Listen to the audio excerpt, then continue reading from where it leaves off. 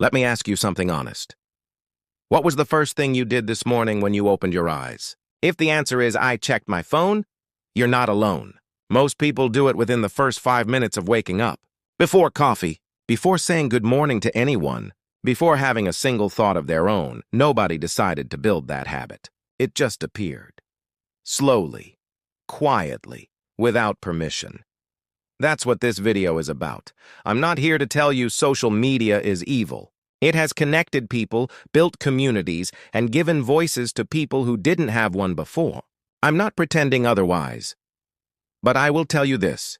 The way most people are using social media right now is slowly dismantling their ability to feel okay in their own lives. Not dramatically, not all at once. It's like a small leak in a roof. You don't notice the damage until one day the ceiling comes down. So today, we're going to talk about how this actually works and what you can genuinely do about it. Not vague advice. Real things. Let's start at the beginning. Part 1. You didn't get addicted by accident. Before you feel ashamed of how much time you spend on your phone, understand this. You were engineered into this habit. Every major social media platform was built by some of the smartest behavioral scientists in the world. Their job was simple. Keep you on the app as long as possible. Because more time on the app means more ads, which means more money. That's it. So they used every psychological tool available. There's a principle called variable ratio reinforcement. It's the same mechanism that makes slot machines addictive. You pull the lever, and sometimes you win, sometimes you don't. The unpredictability is not a flaw. It is the entire design. When you open Instagram and scroll down, you're pulling that lever. Maybe something interesting. Maybe a like on your post. Maybe a message. Maybe nothing. That maybe is what your brain is chasing. It releases dopamine, not when you find something, but in the anticipation of possibly finding something. Then there's the infinite scroll. Before it existed, content had natural endings. You finished a newspaper, you put it down. The feed never ends. There is always more. So you have to create your own stopping point through willpower against a machine specifically designed to defeat willpower. I'm telling you this not to make you angry. Though if you feel some anger, that's fair. But to make one thing clear, you are not weak for struggling with this. You were targeted by something built to exploit how human psychology works. That removes the shame. But it doesn't remove the need to do something about it. Part 2. What it's actually taking from you, let's be specific. Social media is bad for you is too vague to change anything. You need to see clearly what is being lost. Your focus. Research shows it takes an average of 23 minutes to return to deep focus after an interruption. Not 23 seconds, 23 minutes. If you're checking your phone every 10 to 15 minutes, which most people do, you may never reach deep focus at all. You're always recovering from the last interruption. And deep focus is where real work, real learning, and real creativity happen. When it's gone, everything built on it gets smaller. Your sense of self. Every time you scroll, you're comparing your entire interior life, your doubts, your ordinary Tuesday, to everyone else's greatest hits. Intellectually, you know their feed is curated. But emotionally, your brain doesn't care. It just registers. They have more.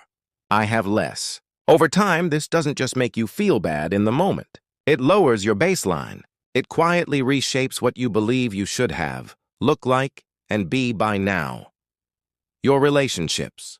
Real connection requires two things: presence and vulnerability. Social media trains you to do the opposite of both, to perform a polished version of yourself, and to give fractured attention to the people actually in the room with you.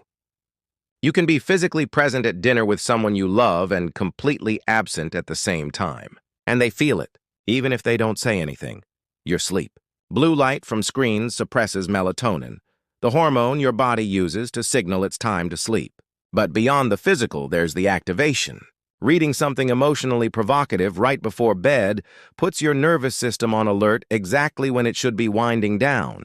Poor sleep doesn't just mean tiredness. It affects your memory, your mood, your decision-making, your immune system, every day compounding, your presence in your own life. This is the hardest one to measure, but maybe the most important. When something genuinely beautiful happens, a sunset, your child's laugh, a real moment with someone you love, the reflex is to reach for the phone, to document, to share, and in that reaching, you leave the moment. You're no longer experiencing it. You're producing it for an audience. Your life becomes something you perform rather than something you live. Part 3. Signs. You might not want to admit, I'm going to name some specific behaviors now. Not to shame anyone, and I've done all of these myself, but because naming things clearly is how change begins. You check your phone within 5 minutes of waking up.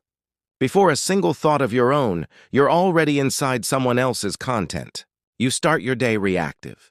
You feel uneasy when your phone isn't nearby. Not because anything is wrong, just because it's not there. That quiet anxiety is a withdrawal response. That's your brain asking for its next hit. You've been somewhere meaningful and spent half of it thinking about the content, composing the caption in your head, wondering how the photo will look. The experience itself came second. You've scrolled for an hour and felt worse afterward. Not a little tired. Actually worse. About your body, your life, your choices. And then came back the next day and did it again. You've checked your phone mid-conversation with someone who matters to you. Not because anything urgent was happening. Just because the reflex was stronger than the intention. These aren't character flaws. They're patterns that developed because a system designed to create them. But they're still worth changing. Part 4. What actually works. Here's where I'll be honest with you up front. There's no single clean solution. Anyone who promises you one isn't being serious. Real behavioral change is gradual and imperfect. But it works. And when it comes, the changes aren't small. Get the phone out of your bedroom. This is the most foundational change. Buy a basic alarm clock and charge your phone in another room. When you wake up without the machine within arm's reach. Add one rule, no phone for the first 30 minutes. That's it. Use the time however you want. What matters is that you start the day as yourself, not as a response to everyone else. Add friction. Right now, social media is frictionless. One tap and you're in. Change that deliberately. Log out after every session. Move apps off your home screen. Turn off all notifications except direct messages from real people. None of this makes social media impossible. It just adds a pause, a small moment where your conscious mind has a chance to ask, do I actually want to do this right now? Most of the time, you'll find that you don't. Replace. Don't just remove. This is where most people fail. They try to quit cold, feel restless and empty, and go back to the phone because at least they know how that feels. The brain doesn't tolerate a vacuum. Social media was filling something. What was it? Connection? Then make plans and follow through. Entertainment? Find something that doesn't cost you your attention span. Decompression? Understand that scrolling isn't rest, it's passive stimulation. A walk, cooking, music you actually listen to. These things restore you. Scrolling doesn't. One screen-free day per week. Pick any day and put the phone away from morning to night. The first time, you'll notice how often your hand reaches for it automatically. You'll feel bored at some point. That's not a problem. That's the point. Boredom is where your brain starts generating instead of just consuming.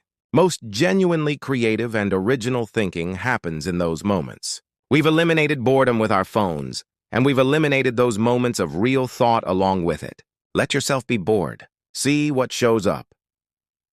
Conclusion. Let me bring this back to where we started. That habit of checking your phone before you've had a single thought of your own. The unease when it isn't nearby. The feeling may be so familiar by now that you barely notice it. Of being a little worse after spending time on social media than you were before. These things are not your fault. But they are things you can change, not all at once, not perfectly. Just one thing. Start with one. Get the phone out of your bedroom. Turn off notifications. Commit to 30 minutes every morning that belong only to you.